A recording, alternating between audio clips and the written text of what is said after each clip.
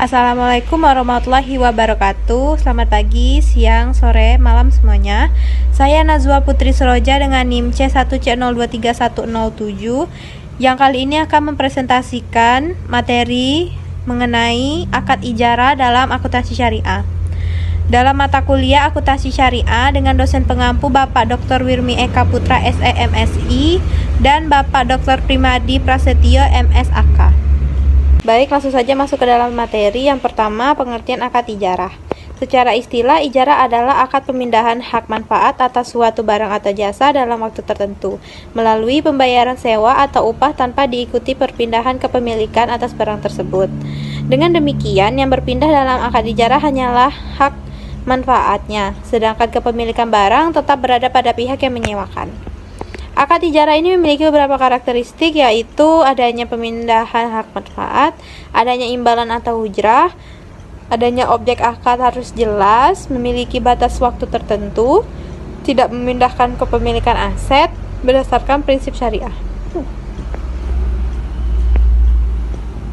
Selanjutnya, jenis-jenis akad ijarah. Yang pertama, ijarah operasional. Ijarah operasional ini merupakan akad sewa menyewa atas suatu aset atau barang tertentu untuk digunakan manfaatnya dalam jangka waktu tertentu, tanpa adanya perpindahan kepemilikan aset kepada penyewa. Pada akhir masa sewa, aset tetap menjadi milik pihak yang menyewakan. Selanjutnya, ijarah muntahiyah bit tamlik atau IMBT. Ijarah muntahiyah bit tamlik ini adalah akad sewa menyewa yang disertai dengan janji perpindahan kepemilikan aset kepada penyewa di akhir masa sewa, baik melalui jual beli hibah atau mekanisme lain yang disepakati. Selanjutnya, ijarah jasa. Ijarah jasa ini merupakan akad sewa nyewa atas tenaga keahlian atau layanan seseorang atau pihak tertentu dengan imbalan atau ujrah yang disepakati.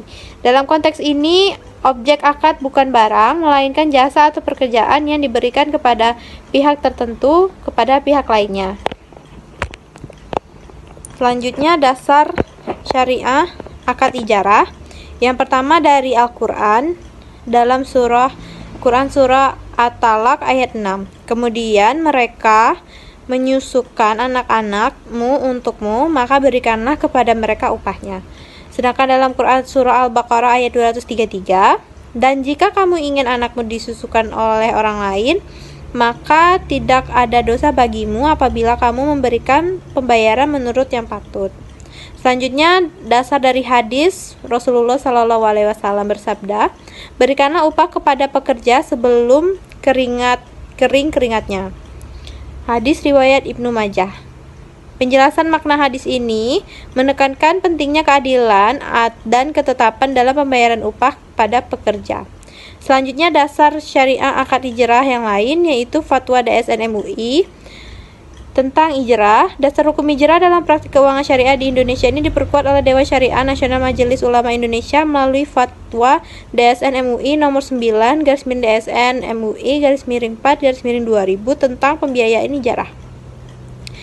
Ketentuan umum akad ijarah menurut DSN MUI. Beberapa ketentuan penting dalam fatwa tersebut antara lain, objek ijarah adalah manfaat barang atau jasa yang halal dan jelas. Manfaat barang harus dapat dinilai dan diserta terimakan. Besarnya ujrah atau sewa upah harus disepakati di awal akad.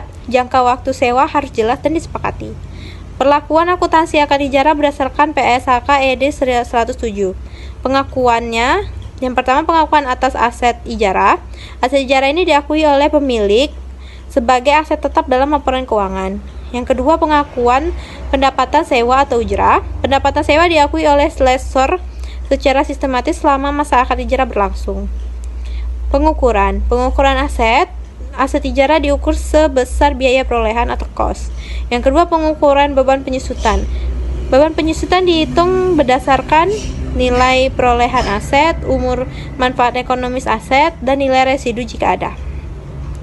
Selanjutnya, penyajian. Dalam laporan keuangan, transaksi ijarah disajikan sebagai berikut: pada pihak lessor dan pada pihak lessee. Pengungkapannya ini bertujuan untuk meningkatkan transparansi dan memberikan informasi yang relevan bagi pengguna laporan keuangan.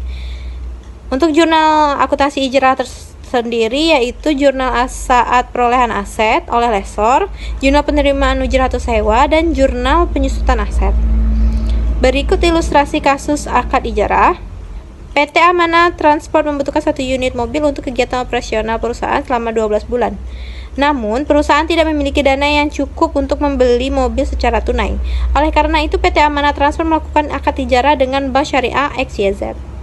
Dalam akad tersebut, Bank Syariah XYZ terlebih dahulu membeli mobil yang dibutuhkan, kemudian menyewakannya pada PT Amanah Transport dengan ketentuan sebagai berikut. Harga mobil yang dibeli bank 240 juta, jangka waktu sewanya 12 bulan, ujrah atau biaya sewanya 6 juta per bulan, kepemilikan mobil tetap berada pada pihak bank, PT Amanah Transport hanya memiliki hak untuk menggunakan mobil selama masa akad. Perhitungannya sebagai berikut, dan jadi total biaya sewa yang dibayarkan PT Amanah Transport selama 1 tahun adalah 72 juta. Alur transaksinya, Bank Syariah membeli mobil dari dealer, mobil disewakan kepada PT Amanah Transport, dan PT Amanah Transport membayar ujrah sebesar 6 juta setiap bulan. Setelah masa sewa berakhir, mobil dikembalikan kepada bank. Kesimpulan kasus ini, akad hijrah pada kasus ini merupakan akad sewa menyewa, bukan jual beli. Objek yang diperoleh penyewa adalah manfaat penggunaan barang, sedangkan pemilikan barang tetap berada pada pihak yang menyewakan. Akad ini sesuai dengan prinsip syariah karena tidak mengandung riba dan dilakukan berdasarkan kesepakatan kedua belah pihak. Selanjutnya, kesimpulan. Berdasarkan pembahasan tersebut, dapat disimpulkan bahwa akad hijrah adalah transaksi syariah berupa pemindahan hak guna atau manfaat barang maupun jasa tanpa perpindahan kepemilikan aset. Akad ini memiliki dasar hukum kuat dari Al-Quran, hadis, dan fatwa DSN MUI sehingga diperbolehkan dalam Islam. Akad hijrah terdiri dari beberapa jenis seperti ijarah operasional, ijarah mutahiyah bita'ab malik atau IMBT, dan ijarah jasa yang penerapannya disesuaikan dengan kebutuhan transaksi. Dalam praktik akutasinya, akad hijrah diatur dalam PSAK ED 107 agar transaksi dicatat secara sistematis dan transparan. Akad hijrah berperan penting dalam ekonomi syariah karena menjadi alternatif transaksi yang adil, fleksibel, dan bebas dari unsur riba.